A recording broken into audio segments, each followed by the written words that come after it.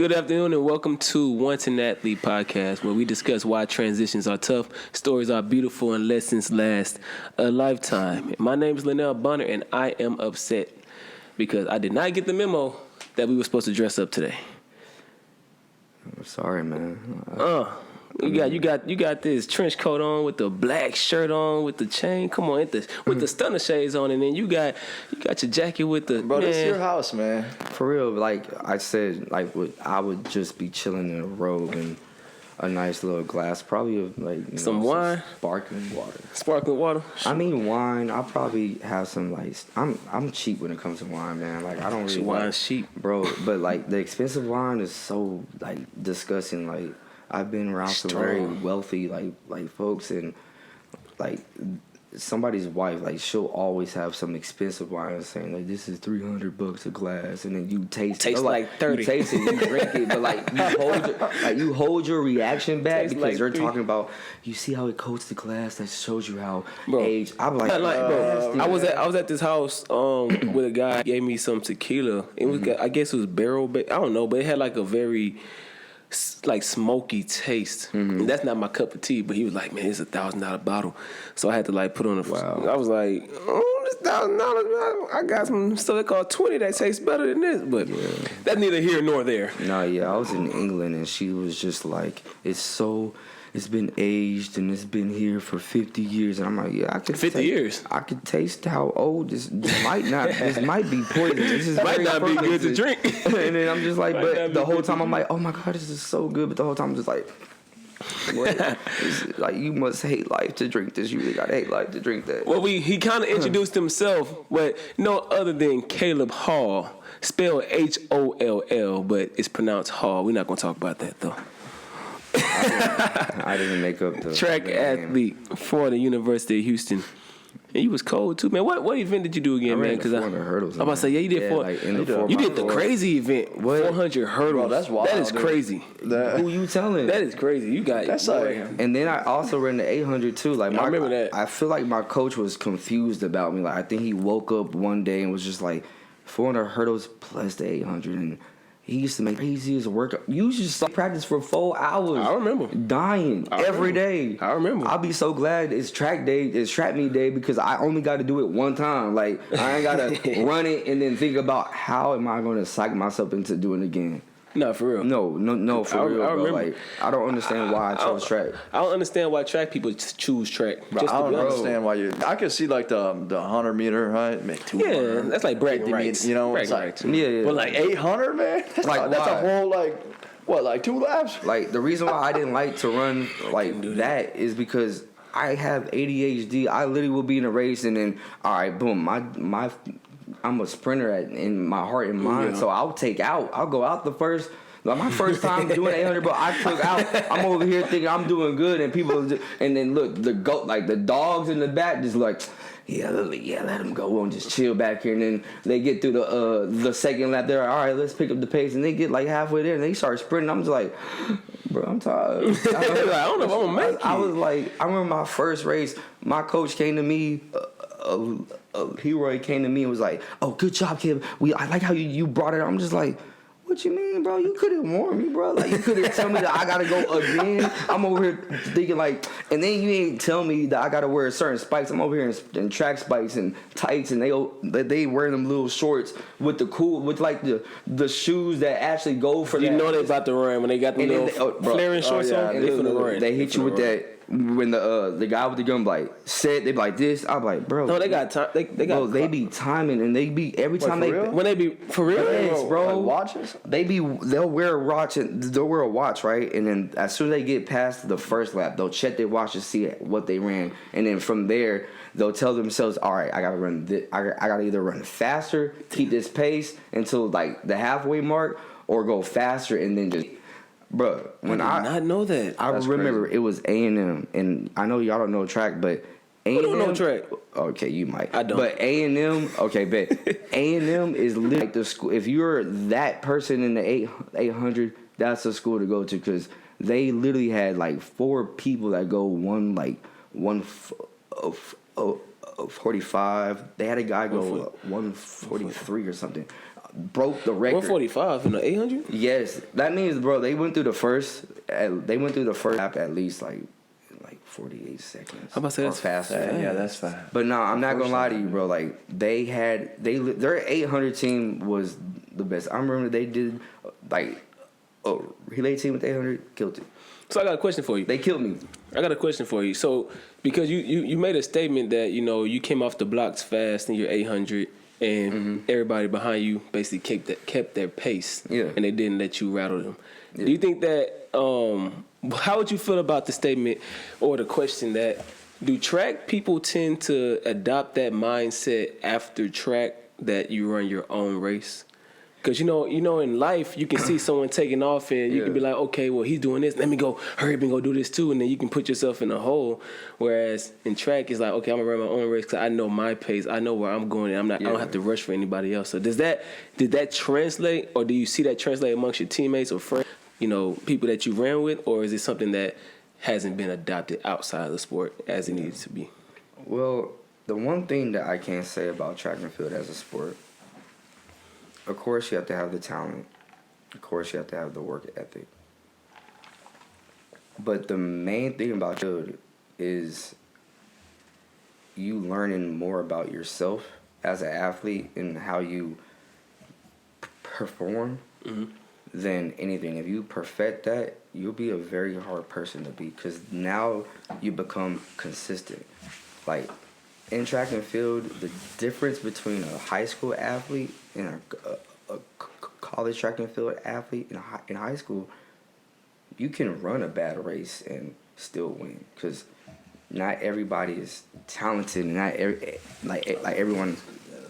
Not everyone has like the work ethic, right? But in college, they running to make world teams, to make the Olympics. Like you running against the world's best, and your consistency matters more than anything. Because once you learn yourself and you running, all right, bet I know I take this amount of steps to this first hurdle if I run with my stride this way, or if I push off the ground efficiently, I can get my race down to a point where I can count every step. I know how many steps it takes to get through the 100, the 200, the 400. Like that's crazy. We like in track and field, like if you ask a really good track and field athlete about their race pattern, they can break it down to how they plant their foot on the ground, how much like effort, like physical, like effort do they take to make sure their foot is dorsiflex to hit the push off the ground initially for their race. Well, I did not. And then if you get to the guys who run, I just go run. Nah, facts. And like that's the thing, like that. And then there's some like there's some that really just go like straight out and just go. It's like, all right, my mindset is go. I don't care how I feel. I'm willing to die on this track. And you ran a bunch of times, and you ran to the point of when you puked, or I don't know if you had. Never threw up. Okay. Well, can't no coach break me. Well, like can't no coach break me. I mean, yeah, no coach can. You break yourself. Damn, I can't say that. Yeah, you break yourself, man. I try to break myself, but I'm unbreakable. I feel that, bro. But if you break yourself, bro, then you really unbreakable. I break myself. And then like once you push yourself to that point, you see that, all right. So when you get to a meet, it's like, all right, boom, I know this. And once you run your own race, like our coaches preach that, run your own race. I don't care if he goes, because like, what if you in a race and he gets out and you just, all right, well, he's a quick starter. I'm a powerful starter. I'm going to push when I get out, and I'm going to push hard for these steps. Then I'm going to get in my acceleration. There's some who just straight go as hard to accelerate and then slow down. The only way to win like that is you decrease the rate, you slow down. That's how you win a race. The race is won by the person whose rate of increasing acceleration is slower than the next. You ever thought about being a coach? Oh, I swear, because the way our coaches were and how much we had to study and understand, I literally can coach track Yeah, and field. you sound like and you it's sound like crazy. you need to, when but I was in track and field, I had a coach. I ran like AAU and summer track with that. He had a team, and I literally used to go back and coach them. And everyone who was a junior that was going to be a senior, they all got a scholarship and ran track and field, and I helped with that. But yeah, nah, bro, it gets down to a science, yeah. But y'all really got to talk to them guys who run forever, like the marathons, the mile, because they got it down to a sense where, shoot, some of them will be like, all right, boom, when I hit my wall, I'm going to wait for it, then I'm going to push, and then I'm going to be good. I'm like, bro, what? Like, they know how to think when they run. They know how to, all right, I ran this lap in this amount of time, which means I need to run the next 3 in this amount of time, and then they'll go from that to the next one I'm going to run like this halfway through the race. See, the thing is, it's crazy, I honestly bro. believe that some people are bred to run, some people aren't. But that is true, though. I've said this before. I'm not top heavy, but I'm top heavy. Yeah. I'm built like a tornado. So my legs are strong, but they skinny. So taking all that weight and the pressure of me running and just bouncing off each leg, my legs not built for that. So my low back start hurting because I'm big up top, and I mentally know I can push through it, but my body's like, nah, go ahead and pull over. But So the thing is about back. that, like, we're human, right? Our bodies, if you actually look up online and stuff like that with people who study this, like, they would tell you, like, if you run like outside, not on no treadmill or anything, like outside and you run, you can condition your body to run because it's actually built to run. And also, unless you're just born with its ability, then of course you'll have a problem. But if you are we're built to run for a long time, right? Like if you think about it, miles and our bodies, miles. like the way our bodies are made, I got and injuries. the way we breathe and stuff like that, we can live a healthy, long life if you run, if you add that into your weekly. What about regimen. hooping? Hooping's considered running, right? Yeah, like anything that increases your respiratory Catch me in like court. rate. Okay. Yeah, and it makes you look young and stuff like that. Of course, So I got a question. We talked a lot of all athletes on the show, but also in college, you considered a student athlete, right? What was that balance like for you? So, for me personally, if you know me, like I don't like to say it, but my friends will tell me this is the same thing with Cam. Like, I'm a very intellectual type of person. So when it came to school, I didn't really have to really try hard to do good in school. Like, I would literally wait till the night of to do anything, and I knew my best work would be just kind of off the top of my head because I won't overthink it. So school itself was something I enjoy because I actually enjoy to learn if I'm interested. If I'm not interested in what you're teaching or what I got to learn, I'm literally going to only show up on the days that matter. Like, if a teacher didn't count attendance as a grade or didn't care if you showed up or not, I will only be in class for test days or presentation. Well, kids, so that approach works for some people now. I'm not gonna lie. That approach don't work for everybody now. So don't go to your mama and say, hey, they told me I don't have to go to class. Go to class. No, facts. Please go to class. Not everyone is like that, but if I read something, attain it. If I see something, I attain it, and something that I think a lot. So to fix a problem, if I go to a job and they ask me what's your best skill, the first skill I'll say is I can solve a problem. I take the time, and it's just a natural thing. I'll see a problem, and I'll think of it, okay, I could fix it in 10 ways, all right? And then I'll think of 10 ways of how to make each of those 10 ways happen, and then I just try each one. And if that didn't work, all right, this guy here, okay, it stopped there. All right, let's think of some other stuff, and then let's solve that. Then boom, boom, boom, and steps. So with school, I was very intrigued And then if you told me I couldn't learn this way or stuff like that, oh yeah, I'm gonna prove you wrong just to prove you wrong. Like I'll read your whole study guides, I'll read your books, and I'll go to class just to argue with you and make the teacher look as dumb as I can. Look, I met you in econ class where we used to have a good network system going on. Oh, what? Shoot, man, no, it wasn't econ. Bro, it was was it geology? Yes, that was. It was and that's crazy, bro. My minor is in geology. I majored in business and minored in geology because I liked rocks as a kid. Cause Me too. I still like rocks.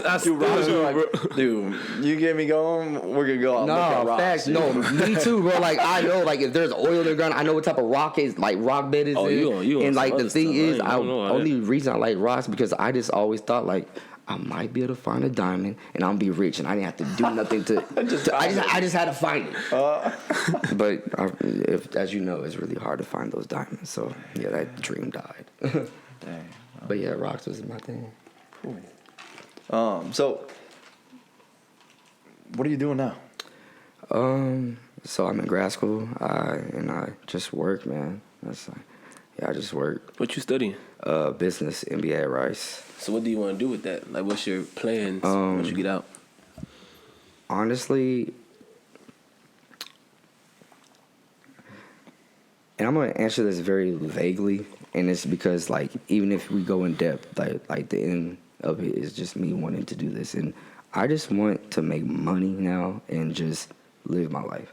Like whatever I figure out that way to make that happen, I'm gonna do. Like I have a couple options. Like right now, I'm taking a tech cert of a cloud architect, and the starting pay of that is like $134K, and you can stay at home and do that. And or just learn. I have investments in like properties. During the I bought land and I created a kind of I want to make a spa, but it's gonna be a certain type of spa that's allowed over there because you can grow weed out there and I want to make like a spa where it's like you can the grow will be there and you can like horse ride through the grow and like how they do with wineries and stuff. Yeah. With weed. Yeah. So I just have a couple ideas that I'm working on right now, and I'm just keeping myself like not doing too much, but doing enough to be balanced. So that's kind of what I'm on right now. So you say you want to make a lot of money? As much as I want. I want to have the freedom to make a lot, or to just not and still enjoy life. So what motivates you behind all that? I guess what motivates me to want to do that is understanding that the one thing that controls like all of us is our own thoughts and our own restrictions. And you know, there's been times where I've had to say no to things because I didn't have enough, or I couldn't do something because I couldn't afford it. And feeling is something that we get used to over time, or we tell ourselves, oh, we got a budget so we can do these things, and we got a plan so we don't. So when it does come, we're able to. I just want to get out of that lifestyle, that mindset, and I just want to be able to wake up and say, all right, I want to go to Egypt randomly. I want to go skydive. I want to go buy this car. I want to go to give out $100K to a college student just because I wished I would have wanted to have the chance to see that like happen in my life. Like I just want to be able to do what I want. Yeah, so I'm about to say, so basically you want true freedom. Like you want like be freedom of time, freedom of assets to where you can do what you want to do when you want to do it without the constraints of not having enough or not having free time. Like you want exactly. Yeah. Yeah, I'll still work because like I love to work and expand myself and expand something like anything I build, but at the same time like I want to also be able to have the opportunity to expand the folks around me because look, it's fun being like going out and be able to do anything you want by yourself. But imagine if you had your group of friends and y'all all got money with each other. Like, imagine the more fun you'll have. Not for real. Like just think of that. Like, those moments are what you're going to think about. Like, oh, dang, bro, let's go out to Vegas. Let's all spend equally. Let's all spend, like, $30K. We all have to, like, $30K in Vegas to turn up. Oh, we're going to have a great time. Shit, I don't know about no 30K. You get 3,000. Hey, but if you're able to have, but like if you're able to have like a source of income that you can spend that and make it right back, probably still won't use 30K. You say this now, but you haven't experienced that yet. I'm financially cautious. I'm gonna say cheap. I'm financially cautious. I can be a millionaire and you would not know I was a millionaire. Now, 30K over, like, all right, say 30K over like a Caribbean cruise or something, like where I'm going to island and doing all that. Or that. That's worth it. Okay, yeah. But 30K to go to Vegas and do what? Gamble it, lose most of it? Nah. But I see what you're saying. I'm just saying with that, have a good time. Yeah. Go do something. Good time is cool, but I can have a good time in Houston. Like, I want to have an experience, like something I haven't, experienced before. But even with that, how I see it is, I'm not paying for the activities that we're going to do. I'm paying for the experience with my friends, for us to live one weekend as them, as them guys. Like, pamper me. Yeah, I'm that guy. Yeah. But I mean, hey, I'll come. I'll watch y'all from afar. Good stuff, boy. Yeah, I come in free. But that mindset I'm talking about is literally how Cam lived his life. For real. That mindset. With the why not? He lived it. Why can't I do what I want? And he always did what he wanted. And I lived with the man from 2014 to 2021. So give people a backstory. Cause you just said his name, Cam. Yeah. Explain who he is, because a lot of people aren't going to know who he is if they're tuning in. They haven't went to U of H. Cameron Burrell is a pro track and field athlete. He's a father. He's a DJ.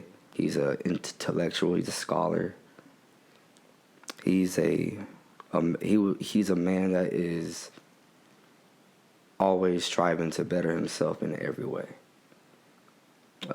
We met the high school senior year. We all ran the summer track league, and like, of course, if you were actually good, you would be on like world teams or like select teams, and you made friends. And we met. That's Hummer. But our freshman year, when I came in the spring, from literally day one, we sort of clicked. And at the time, like, he was if you met Cam back then, you would have been like, all right, this guy's quiet. He's very eccentric and weird. Like, he has this, and he has that. And like, if you saw him back then, if you see him walking, he literally was practicing the way he ran while he'll walk. Like, he will walk like he would literally be like, you literally be having a conversation with him, and we're going to class, and he'll literally be. I'm like, Cam, if you don't freaking stop walking like that, I'm over here trying to tell you about this girl that I met at a party. You over here just. But there was a reason. That man was like, track and field was something that he saw as a business, and he made it go from just business to something that how he expressed himself. He used track back then a way to express who he was, and he was a perfectionist. He was very he'll put people first before himself. He'll win to prove to not to the world but to himself that he is better than his enemy or the person he's going against. That's how he saw them. Like, all right, when I'm in the lane, it's me against him, and I'm not going to allow them to beat me. And if I do lose, I know what I did wrong. He could tell you about his whole race. That man was like, all right, I didn't put this amount of pressure on my foot when I was in the blocks. My first step was too short. My first step was too long. It was too quick, or I took too long to get the push. And like, he can tell you from start to finish in that race what he did wrong, and then he'll tell you what he did right. He was he'll celebrate a loss more than he'll celebrate a win all the time. Lessons learned from it. Exactly. But that's kind of the type of person. And he was like, and then on the other side, like I said, he was a father who loved his daughter. Like, bro, I don't think I knew he had a kid, bro. No, that's the whole. I'm not gonna lie. He literally only told, like, I can count on one hand and not use the whole hand on how many like folks he told. Like he called me and told me. He called me and he told me I'm coming over. I'm like, all right, bet. Like at the time it was just 1 year which I didn't stay with him. Like we weren't in the same like house or roommates or stuff. But at the same time we'll always be at each other's like house. But he came over and was just like, I'm having a kid, and I was like, oh, well, let's sit down and talk about this one, bro. And then but when she was born, I was there, and I saw him just like light up, and he went from a purpose of pleasing folks to having someone or something that will actually like that loves him without him being anyone else but himself. So yeah, he loved that little girl. So what did you learn from watching him, his life? I'm glad you asked that. Like, the relationship me and Cam had was something like, it was very natural. It just fit like kind of like a puzzle. It was everything we were searching for as our own, as ourselves. We kind of found that together we were smarter. We were more ambitious. We took a lot. Like, we could take a loss, and imagine you taking a loss, right? Like, anything you lost, like either it's money, a friend, a job, or you failed a test. Imagine something like that, but you have someone to share with. That's why, like, having a brother or a sister is a blessing, because if you're going through stuff, like, they've been with you since you were born, so, like, they ain't got to explain anything. You know how they think. You know how they feel about things. You know everything about them. But imagine you having that with someone that you actually, that it was forged through experiences and not just something that I accept you because we were born. Like you chose. Like yeah. And as well, you know, but not you. As you know, I'm a AQ, a member of Omega Psi Phi, and like one of our things is, you know, friendship is essential to the soul. But you can read this stuff online and stuff like that. But like, we actually go in depth what friendship really is, and you can find this in a book. I'll tell you, but not on the podcast. But a friend is the sweetest gift life can ever bring. The only other gift like that's better than that is the bond between a mother and their son. But the sweetest life you can ever give yourself is a friend. So that's like literally what we were the epitome of that. And it's like, yeah. So like, if I was here, I mean, if he was here, he would say the same thing. Like, we thought the same. I know him to a T, and he knew me to a T. So, but yeah, the only thing that was not the same was how he grew up and how I was. That he was dark skinned, I was light skinned. Yeah. He was fast. I was good enough to have a scholarship. That's all that matters. Compared to me, you consider fast. Just saying. I mean, yeah, so that's all relative. Oh man, there's so many questions I can ask right now. I'm gonna ask a question, and if you don't want to answer it, bro, you don't have to. Most definitely, yeah. If he was here right now, what would you tell him? If Cam was here right now, I wouldn't say anything. I'll hug him. I'll just hug him. Yeah, I wouldn't say anything. But when I do find the words to say, I'll probably tell him like I'm proud of him. And I'll tell him like, hey man, you surprised me once again. Like, you're always full of surprises, and you know how to make a statement. You know how to do things in the most Cameron way, without any word, without anything to say. Just show you. And you learn from it with whatever you learn. I have to ask you this, bro. What's up? Because I know how it is with friendships and having close friends, and then somewhat, you could consider it feeling blindsided or seeing things happen that you didn't expect. Yeah. And you see it in movies, you see it in like colleagues or whatever. Yeah. What was your thought process like after everything happened? Like, what was your initial thought, or, you know, when you just had time to think by yourself, what did you come to realization about? Yeah, I haven't even really talked about this with anyone, really. Like, I've spoken it in, like, bits and pieces to, like, just some close, like, friends. If you don't feel comfortable. No. It's fine. I feel like that's, like, the reason I'm here type stuff. But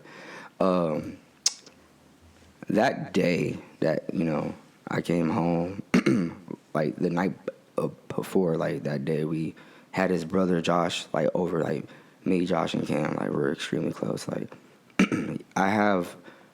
I'm a twin, right? I have a twin. I have a person that lives on this earth that we share this. They're born only a minute apart, but grew completely separate of each other. Yeah, Dang. but Boy, I have like boy. No, not boy. A man. I don't like. Sorry, I I don't like the word boy. So, but man, and I have two older brothers who are twins. I have like twins run on my dad's side like crazy. Like my dad's a twin, his dad's a twin. Man, yeah. So what? like if so happen I get blessed and I have someone to have kids with, I know that it probably is mine if they come out as twins, which I really hope it doesn't, because that's a lot of money, and that's like who prepares for that? You having that tech job, bro. You gonna be making $134,000 to start off working at home. I'm gonna spend every last bit of it too.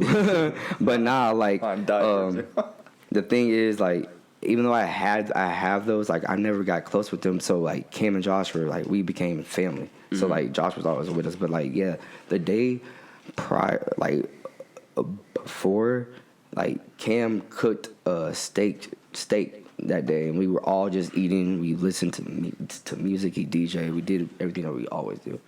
And then the next day, like, I come home, I go with him to practice. I film him. We talk. Get home, sit on the couch, talk, and we fell asleep. And I woke up, and normally, like every day, like where we lived at, we had a really beautiful view of downtown, right? And we'll always go outside and talk, right? And we'll always talk about like future plannings, or either like stuff that we're thinking about, or just we'll always get real deep, and we'll just have talk. Like we talked all the time, like every single day. If you ask anyone, if you're around me and Cam, you probably gonna learn some of the craziest thing about anything. Like we can talk. We just love to learn. And I woke up and I was just like, hey Cam, I'm about to go outside, right? And of course, since we stayed with each other, I was like, he's either in the shower or he's in his bed or he's doing something, or he was already outside. And I'll go outside I went outside to go out there, and I see that he was in. I walked out the doors and I see that he was in his car, and I was having a friend come over that night, and I was on the phone with them, and I was like, bro, Cam's in this car. Sometimes he would do that. I would too, and I just walk there, and he parked right. He had the Houston skyline behind him, so he parked like towards the doors, and I'm just like looking at him, he's sleeping like this. I said, this man is knocked out, mouth all open. He said he's probably drooling. I made a joke. I said, bro, his breath is about to stink. And the closer I got, the less I stopped like talking, and the more I started like realizing, seeing what's going on. And the first thing I noticed, I went into the car and I opened the passenger door. It was unlocked, and I just sat in there. I'm like, bro. I said, bro, this friend of mine is about to come over, and I like can't wait to see her. I haven't seen her in a minute. I'm just talking, and I just like I smelled this smell that I've smelled in my past, and in that moment I was like telling myself that that's not like just like, oh, I don't smell. And I just looked at him, and the first thing I saw was like there was a bullet hole in his window. And the first thing that came to mind was like, what the hell is going on? And I just look at him, and I hang up the phone. I'm just like, yo, Cam, I'm like shove him. And then like his head falls on my shoulder, and like this blood come out. And in that moment, I witnessed death, and I witnessed a lot of traumatic things in my life. Like, and one thing about me, I handle traumatic experiences. I taught myself to accept whatever I see for what it is. So like my instinct just kicked in. Like I'm looking at him, and I'm looking for answers, right? And I see in his hand that he had his gun. And I see on the side of his head that there's a hole, and I could see the blood coming out of his head. And in that moment, I just sat there, and it was so shocking. I was in a state of shock, and a state of, if I'm being honest, a state of like, why didn't you do it with me? And why didn't you do it in front of me? Or why didn't you tell me so I could, if I'm being real with y'all, like, and if you ask me if Cam was here, if he was here for a day, the conversation I have, like, why didn't you give me the chance to do it with you? Because I didn't want you to do it alone. And when I got over that, I literally just like, I went outside the car, opened his door, I put on the ground, and did the little CPR thing. And then I looked around because I panicked for like a split second. I looked around for whoever is out here. I need some help. And I saw a security guard across, like, the way our rooftop is, it's like it's big, so there's a lot of space, and there's one side on the left and the other side like on the right.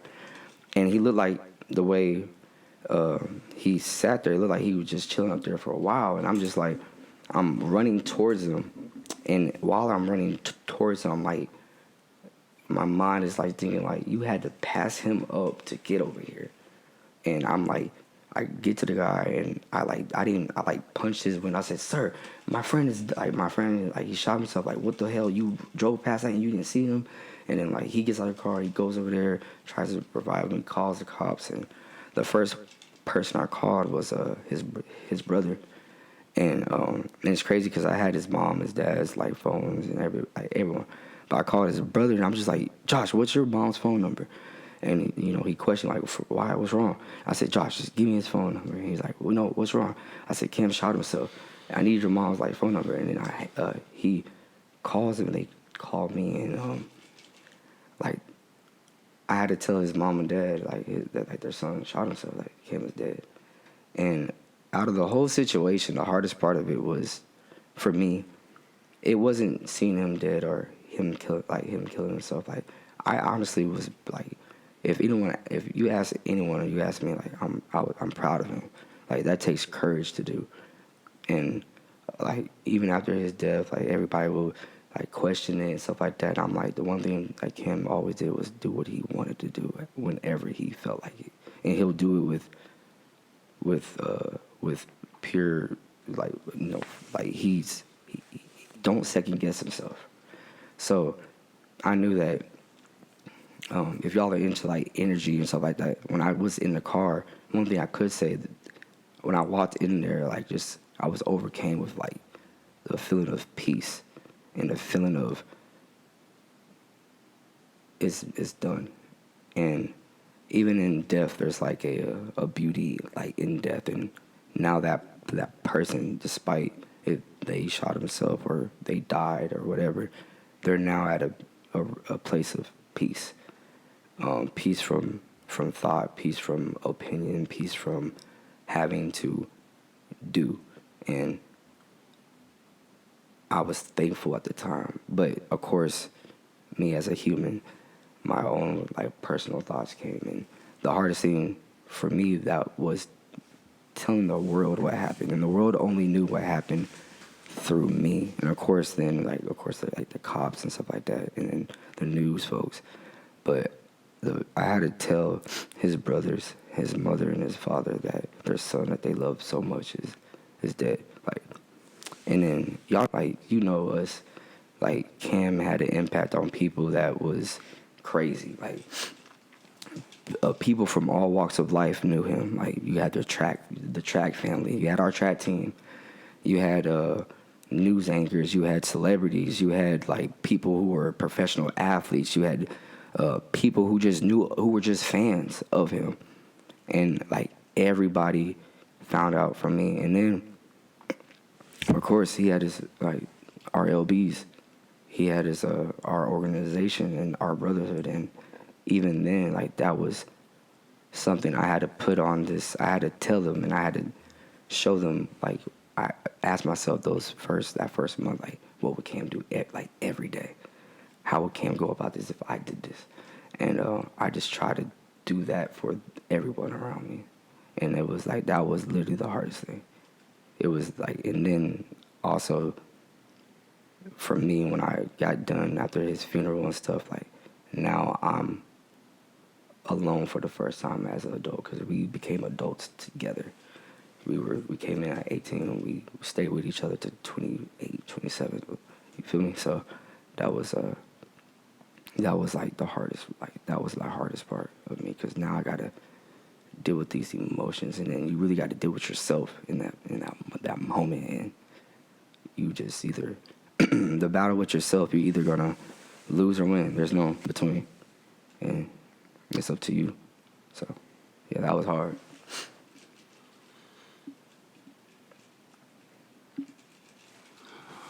Wow.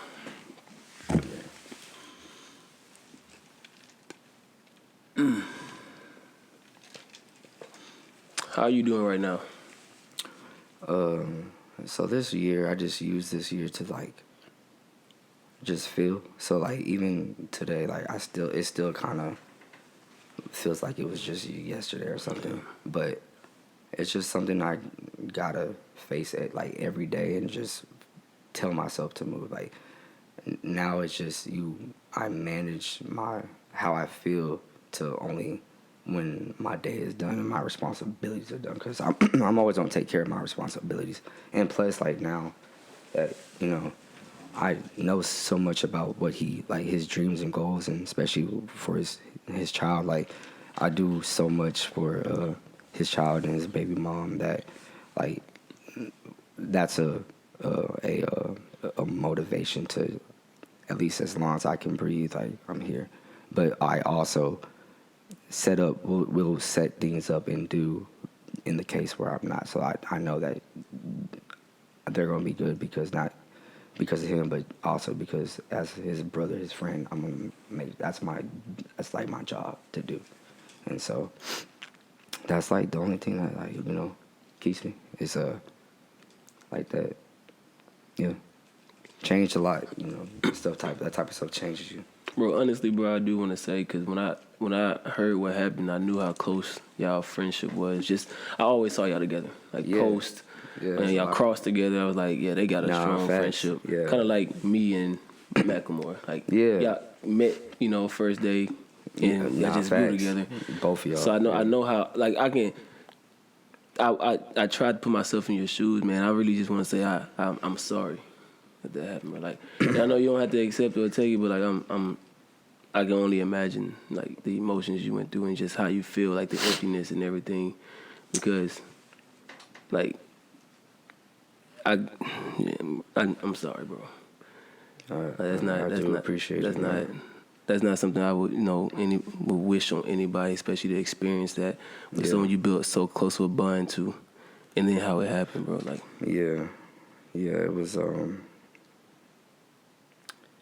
it was changing, man. Like when all the smoke cleared and all the attention went away, like when it first happened, you could only imagine how many phone calls I was like receiving, or like people just popping up trying to talk to me, trying to ask me why this happened or how it happened, like what was he going through.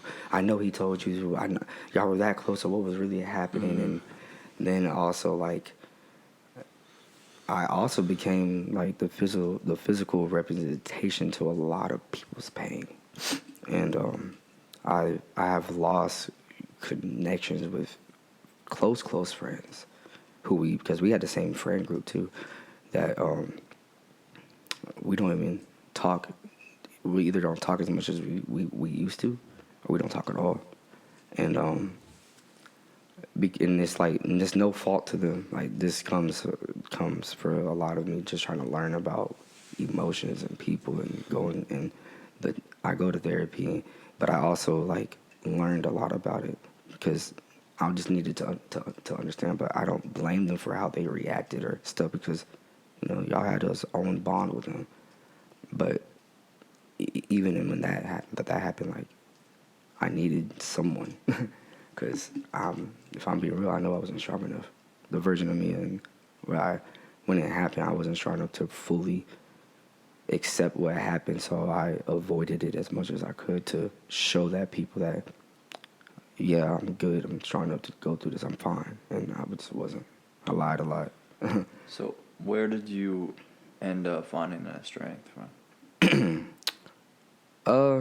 If I'm being honest,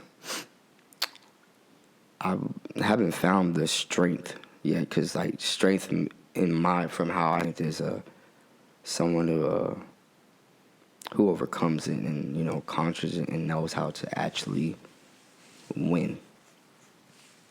I'm surviving. I'm surviving it, and I'm learning how to make that a part of my life until I learn how to actually beat it, which I choose to figure out each and every day.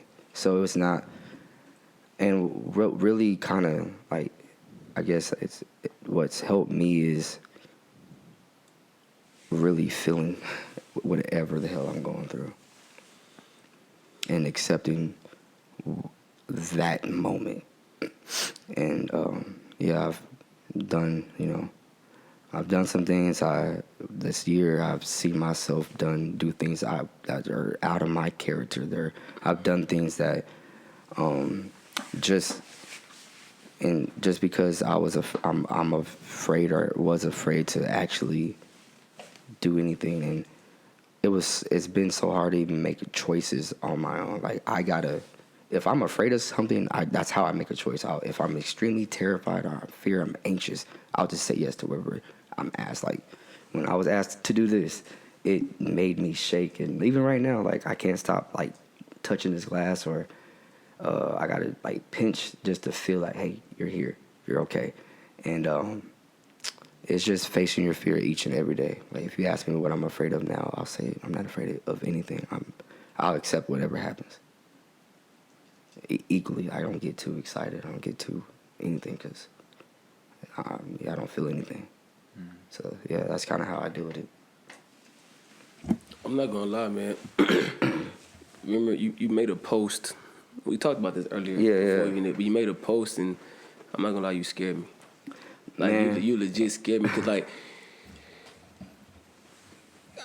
my mind, obviously, when it happened, knew that could be a possible outcome. What did I say on that post? Yeah, go find that, man. We'll give you. The thing about that though was it had a purpose, because when I realized that it's been a year since Cam died, and I look back on what that year looked like for me. If you ask me any day what I did on any day, I can recall like activities and tell you what I did, but I didn't feel any day this year. Like every day felt the same. It was just a recycle of feelings that I felt each and every day. And it wasn't no excitement, because every time I got too excited, I feel like, damn, I wish I could share this moment with Cam. If he was here, I would have. Or any disappointment. Oh, man, can't wait to tell Cam what happened. Like, no matter what it was, it would come to that moment. Like something would remind me of, damn, this is here, but it could be better with someone who we can. So it's just like this year it's been hard. Like it's an honest question. Is just just challenging you, or just seeing where your head is. Do you honestly believe that Cam would want you to not experience full joy and full happiness? And to put a gauge on it because he's not here? Or do you think that he would want you to experience life to the fullest and be happy? Oh no, definitely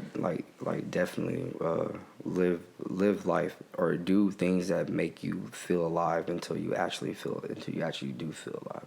And I do those things. Like when my anxiety is really bad, bro, I'll go skydive. Like I'll go cliff jumping, which I'll scuba dive. You been cliff jumping? Jumped off into the water. Yeah, okay. bro. Like I'll go and I'll go onto like a racetrack and get a fast car and go as fast as I can, and just to feel alive. That's something that I enjoy.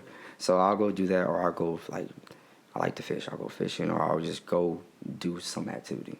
So, but that post that I posted, when I realized it's been a year, like I just started crying, not because it's been a year. I was like, damn, I really made a year without Cam, and every day I regretted living because I felt like I didn't deserve this gift. But in this moment was the first moment I realized, like Caleb, you strong enough to do this, and like, you know, even though he's not here, you know, y'all still here, because I'll pray and I'll like do activities that we used to do and like honor of him, and like, hey bro, I miss you, dog. Like I'll still text his number and tell him happy birthday, or tell him about his kid, about Amora, and just hoping he's staring down and he's smiling, or he's not too alone or something like that. But yeah, I was proud of myself, and then I just wanted to open even though I don't talk, and I like kind of it's appeared from everybody, because like when people see me, like, bro, I haven't seen you ever, and I'm just like, yeah, I understand, but like I hope, you know, the one thing that they see in me is like, you know, strength, that even they can get through something, because as long as I breathe, like, you know, I'm just getting through something. I don't expect that, I don't show that, I don't talk about it, but they ask me, like, "Kid, are you?" I'm here, brother. I'm fine. I'm good. And I talk about his kid, and you know, I just try to honor him as much as I can each and every day. Yeah. So that post was really just showing people, like, even though this is what I wanted to do to myself, because it didn't work, I'm here, and like, just know that mental health, or someone who's going through something, like, the one thing that they need the most in any time, even if it's something that you wouldn't understand, if you're their friend, be there, be present. And that's what people don't like. Mental health is such a new thing to us, to people, because it's something that there's no real like concrete evidence or law that says, oh, this cures mental health, or this is what happens. No, we have a bunch of hypotheses and theories, and we trust the mind of someone who is just as human as us, that it could happen to them, and we're just trying to understand. We know, all right, go seek therapy. Well, the best form of therapy is people that actually be emotionally attached to you and love you and know you. So yeah, I think that, you know, that's something, and I just choose to, when anyone talks to me, I'm going to be present no matter what. The one thing about me, I'm present. When you need me the most, you need anything, ask anyone. They know that if they ever in any type of trouble, I know so much stuff that no matter what you go through, all right, whatever, let's fix it, fix the problem. So that's just kind of, yeah.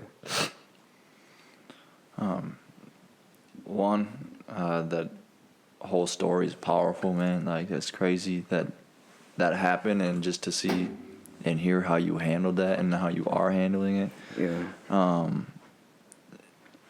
It's just left me sad times.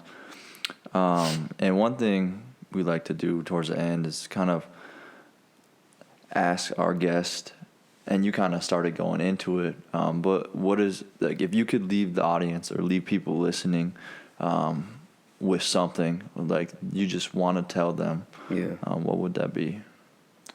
The one thing to understand me and Cam's, how we thought in our bond, one night we were just up talking, and he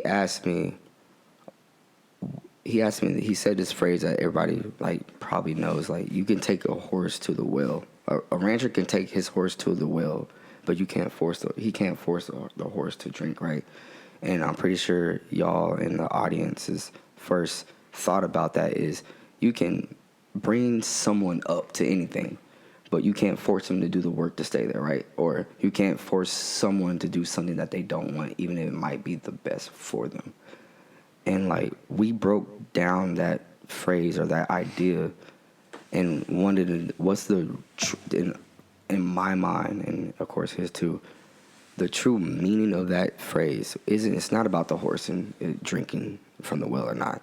It's about the rancher, and a horse to a rancher is his livelihood, and it's about that. No matter what your friend or the person you love the most, or your family, or someone, anyone, no matter if you call them friend or you have a bond with them, if no matter what they do, if it's for the best or for the good, you stay there until they figure it out for themselves. Because I know what I went through this year. I'm pretty sure that I've met people, and people told me that call me if you need me. Even when I was in a mental hospital, like, for me to get out, I had to have this safety net of groups of people to help me in my times of need, because you're not strong enough to deal with it yourself. And I always question that, like, why, if I'm feeling very bad, which got me into this mental hospital with everyone here, if I can't function by myself and I need help from someone else, that goes against my own self. Like, I have to be strong enough to take care of me, because even though people might be there, there's going to be a time when no one can be there. And in that moment in time, you either going to lose the battle to yourself or you're going to win the battle to yourself. So, like, being a true friend is staying there even in that moment when you don't understand what's going on. Because in reality, it's not for you to understand. It's, as a friend, it's your job just to be there. And if you have anyone that's dealing with depression, loss of something, loss of themselves, like, as a true friend who's going to love you, if you don't know what love is, there's a great book called the Bible that expresses what love is. And there's also a bunch of books about how to be a friend. If you fully, like, engulf that, no matter what goes on in their life, you're going to be there. And, like, I'm, like, being the bros, we have, like, there's a poem called We, and it goes, we are not individuals, anymore. We are the same. You hurt, I hurt. We feel the same pain. You laugh, I laugh. You cry, I cry. You live, I live. You die, I die. And, like, that poem, like, we have a lot of poems, and they all mean something. But that one right there is, like, it's short, but in moments of our worst, in moments of gratitude and suffering, sadness and happiness, accomplishment or in failure, a true friend's gonna be right there. And having that is literally the sweetest gift that life can bring. So, like, I thank Cam for teaching me what a true friend is and allowing me to actually be a true friend. And that's, like, this something that I miss every day. So that's what I will leave everyone with. Like, if you're a friend of somebody, just be there. Self-sacrifice. Like, even if it gets on your nerves or whatever, like, give it your best shot to be there. But also, that friend will also understand when you have to separate themselves from you, and you accept that and you understand, and you go still be a friend to them after the fact. So, yeah, just be the sacrifice of self for that person. So learn how to do that and choose to be that. That's, like, the biggest thing I can say. That's what I've learned so far. Typically, we would ask for a quote, man, but honestly, I want to end on that. That was beautiful. That was well said, man. And I know that anybody that's watching this episode in particular is going to learn.